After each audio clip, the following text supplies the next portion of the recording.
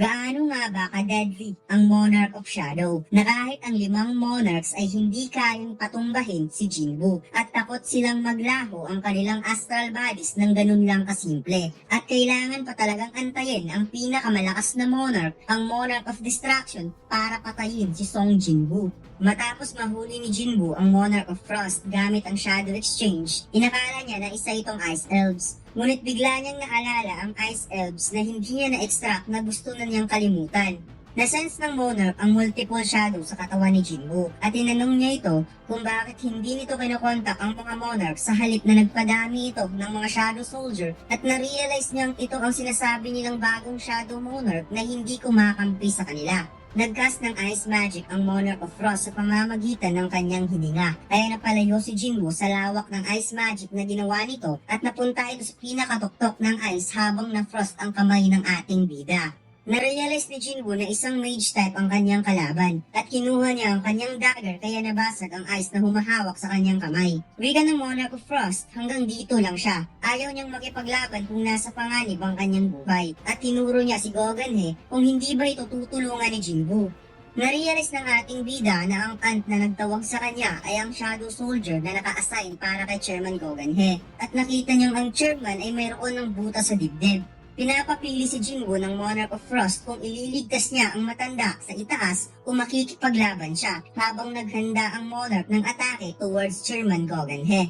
Pinakawalan ng Monarch ang kanyang atake kaya ginamit ni Jinwoo ang Commander Authority upang hawakan ito ngunit masyado itong mabilis at mataas ang mana resistance ng Monarch. Kung kaya ginamit ni Jinwoo ang speed at ibinato niya ang kanyang dagger sa gusali at hinila niya ito gamit ang Commander Authority upang mas mabilis siyang makapunta sa kinaroroonan ng chairman and in just a bit of moment, nagawa niyang mablock ang atake ng Ice Monarch. Gumawa ng gate ang Monarch upang makaalis kaagad sa lugar, ngunit hindi pumayag si Jinwoo na makaalis basta-basta ang Monarch. Kaya kinuha niya ang 3 pang dagger at mabilis itong kinontrol gamit ang Commander Authority para atakihin ang Ice Monarch, kaya tumama sa balikat ng Monarch ang nakasa dagger. Napangiti ang Monarch bago ito tuluyang umalis. At nagpakilala siya kay Jinwoo na siya ang Monarch of Frost. Aatras muna siya ngayon at maghihintay na lamang siya sa muling pagbukas ng Shadow Monarch at iko-consider niyang gift si Chairman Gogenhe pangdagdag sa mga Shadow Soldier ni Jinwoo. Narealize ng ating bida na huli na ang lahat for healing potion, kaya kaagad siyang sumigaw at tinawag ang pangalan ni Bero. Dali-daling lumipad si Bero galing sa kanilang bahay papunta kay Jinwoo at kaagad pinagaling ang chairman. Wika ni Bero sa kanyang king, ang kanyang healing ability ay hindi na gumagana kay Chairman Gogenhe, kaya wala nang ibang naisip si Jinwoo kundi ang Holy Water of Life. Ngunit hinawakan ni Gogenhe dahil sapat na sa kanya na pumunta si Jinwoo upang iligtas siya. Inimukahin ni Jinwoo na dalhin kaagad ito sa hospital, ngunit wika ng chairman, walang magagawa ang isang normal na tao sa lakas ng kapangyarihan na tumama sa kanya. Sinabi ni Gogenhe na nakipaglaban siya sa isang napakalakas na nilalang at plano daw nitong ubusin ang remaining hunter na nagpo-possess ng kapangyarihan ng mga ruler. Habang si Jinwoo ay sobra nang nag-aalala dahil sumusuka na ng maraming dugo ang chairman. Dagdag pa ni Gogenhe, masaya siya sa existence ni Jinwoo dahil hindi niya akalaing magkakaroon nito ng ganitong klaseng kapangyarihan at lumuluwang nakikiusap ang chairman na ipagpatuloy ni Jinwoo na protektahan ang humanity. Gusto pa sana niyang makipaglaban kasama ang mga hunters. Ngunit malabo na ata na mangyari sa sitwasyon ng kanyang katawan at wala daw siyang pinagsisisihan dahil iniwan niya lahat sa younger generation. Pagkatapos ng 10,000 heartbeats, alam niya na kaunti na lamang ang naiwan niyang oras. However, kahit patuloy pa rin kumakabog ang kanyang puso, kahit isa na itong mahina, lumuwag ang kanyang pakiramdam nang nakilala niya si Jinwoo. Kaya sobra siyang nagpapasalamat dahil alam niyang si Jinwoo ang nag-iisang hope ng humanity. Kaya nag-shatter ang lahat ng ice glasses sa paligid sa huling hininga ng chairman ng Hunter Association na si Gogenhe. Pagkatapos umiyak ang kalangitan sa daming taong nagluluksa. Kaagad kumalat ang balita sa buong mundo sa pagkamatay ng chairman. Ibinalita rin ang pagkamatay ng isang Brazilian hunter na si Jonas na natagpuan sa river at ang pagbalik ni Jinwoo sa South Korea.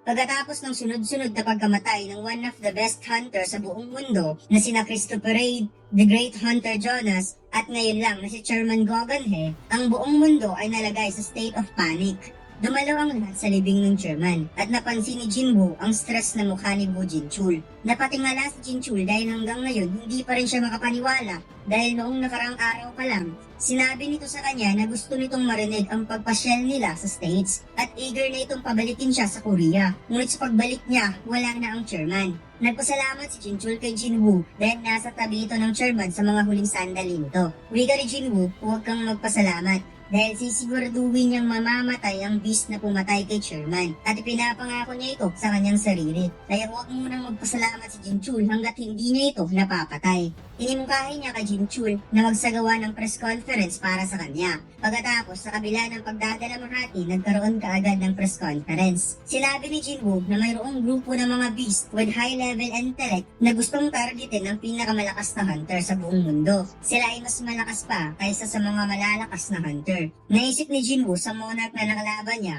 ay tinawag nito ang kanyang sarili as a Monarch of Frost, kagaya ng King of Giant na isang Monarch of the Beginning at ang Monarch of Shadow na may dalang titulo as a Monarch. Kaya walang hunter sa mundong ito ang makakapigil sa mga Monarch. Kaya sinabi ni Jinwoo na kung sino man ang sa tingin nila na sila ang may potential na target, agad siyang kontakin through Korean Hunter Association at naisip ng ating bida na ito na ang simula ng battle against Monarch.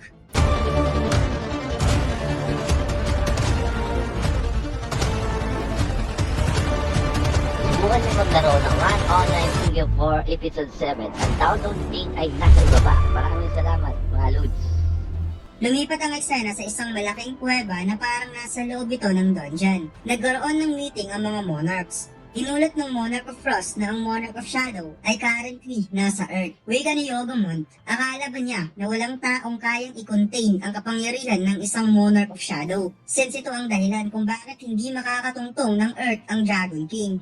Sagot ng Ice Monarch, malinaw niya itong nakita at mas mapanganib pa ito kaysa sa mga fragment of brilliant light. At gusto niya itong patayin kung tutulungan siya sa mga kasamahan niyang Monarch.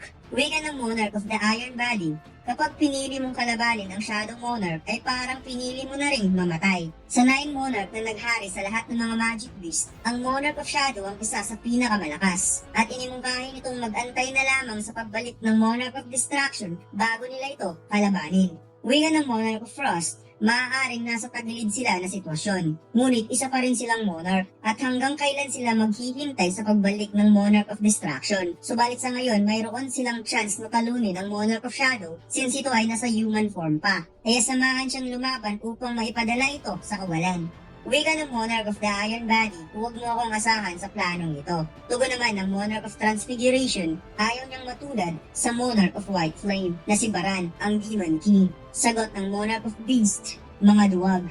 Wika ng Monarch of the Iron Body, alam nila kung ano ang nangyari sa Monarch of the White Flames pagkatapos nitong matalo against Monarch of Shadow. Kaya ayaw nilang mahuli sa Shadow Monarch Authority na humantong sa habang buhay na pagkakatulog. Sagot ng Monarch of Beast, hindi magiging subject ng authority ng Monarch of Shadow ang kanilang astral bodies. Dagdag pa ng Monarch of the Iron Bodies, mukhang ang Shadow Monarch at ang Architect ay nagkaroon ng kasunduan upang gumawa ng perfect vessel. Kaya ayaw niyang maging tauhan nito. Kaagad umalis ang Monarch of the Iron Body at ang Monarch of Transfiguration. Tinanong ng Beast Monarch ang Ice Monarch kung mayroon ba itong proof na isa pa rin itong tao hanggang ngayon. Sagot ng Ice Monarch na nag-apply daw ito ng poison sa kanyang dagger at hindi ito gawain ni Ashburn as a Monarch of Shadow. Wika ng Monarch of Plague, kung kayang kontrolin ng Monarch of Shadow ang kanyang vessel, hindi ito gagawa ng isang napakasimpleng trick.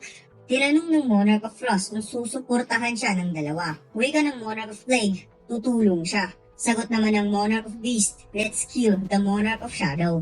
Lumipat ang eksena kay Jinwoo. Nasa itaas ito ng gusali. Hanggang ngayon, hindi pa rin niya madetect ang mana ng Ice Monarch. Nung nakalaban niya ito, hindi niya nakita na mayroon itong Shadow. At naaalala niya ang sinabi ng King of Giant na ang mga ruler at monarch ay made from astral bodies. Kaya hindi ito pwedeng maging Shadow Soldier. At baka ito rin ang rason kung bakit walang Shadow ang Ice Monarch. Kaya nawalan tuloy siya ng isa pang pamamaraan upang matrap ang kalaban. Dahil hindi niya ito malagyan ng Shadow Soldier. Isang linggo na ang lumipas mula nung nawala ang chairman, kaya ito na ang oras upang pumili ng panibagong chairman. Ang chairman ay isang S-rank hunter at ito ang nagbibigay ng magandang kahulugan ng Hunter Association. At ngayon, nawala na sila ng isang monumental figures na kayang mangangasiwa sa 5 major guilds ng Korea. Tinanong niya ang lahat kung magre-recruit ba sila ng S-rank hunter para maging chairman ng Hunter Association. Subalit isang panganib ang mag-hire ng isang outsider para lang sila ay pamunuan. Nakapag-decide ang lahat na si Woo Jin-chul ang kanilang magiging panibagong chairman ng Hunter Association. Kaya napatanong si Jin-chul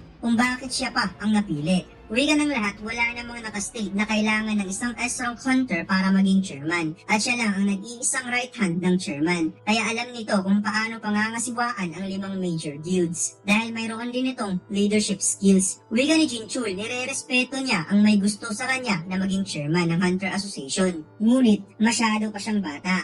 At mayroon namang mga kandidato sa pagka-chairman na deserve pa kaysa sa kanya, ang vice chairman ng Hunter Association. Gusto nila na maging chairman si Jin-chul dahil si Jin-chul lang ang may kakayahang immobilize ang forces ng Korea. At mayroon itong good relationship sa 5 major guilds. Nasamahan din ito si Jinwoo sa States. Hindi daw nila pipilitin si Jin-chul na maging chairman. Kung ayaw talaga nito, subalit bigyan naman ng halaga ang kanilang konsiderasyon. Lumipat ang eksena sa Scavenger Guild. Nagpunta si Thomas Andre at Laura sa B4 ng Scavenger Guild building. Wika ni Thomas Andre na matagal na rin silang hindi nakapunta sa kanilang basement. Tugon ni Laura kung sigurado ba talagang ibibigay ito ni Thomas Andre as a gift. Sagot ni Thomas Andre na wala nang mas mahalaga pa sa kapalit ng buhay ng kanyang guild member. At sa tingin ba daw ni Laura na hindi qualified si Jinwoo na gumamit nito. Nakapasok na ang dalawa sa pinakaloob ng basement at sinabi ni Thomas Andre na never talaga siyang hindi na-impress sa weapon na ito. Tugon ni Laura, dalawa lang ang mayroon nito sa buong mundo at ngayon mayroon ang nababagay na magmamay-ari nito.